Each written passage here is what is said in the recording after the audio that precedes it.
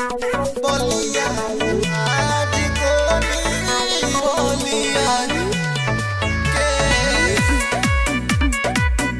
लइका रंग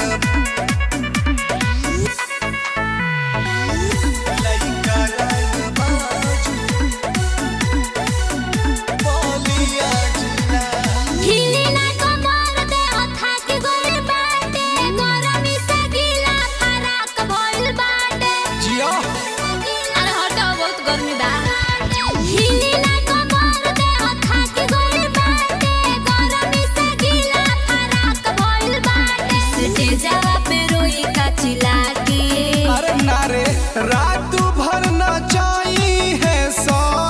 पानी पिया के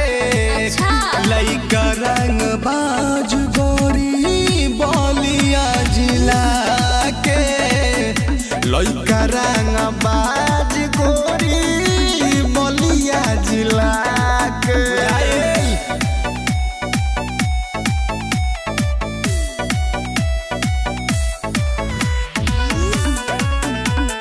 बाज गोरी बोलिया जिला के मजा लेता सभे चानी काटता हो एने कमरिया ही फाटता हो दर्द की दवाई हई खालना रात भर मिली पैसा कमालना दारू पिए तालो बियर मिला के रात भर नचाई है सो पानी पिया के बात बा लइका रंग बाज गोरी बोलिया जिला के लइका रंग बाज गोरी बोलिया जिला के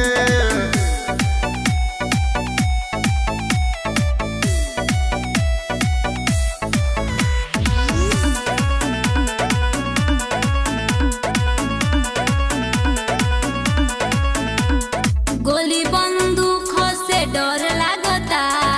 इ तो रंगा बाजन के शहर लागता ए बंगाल वाली माल बारू टाइट हो मजा देके जइह आज फुल नाइट हो नाचे गोवर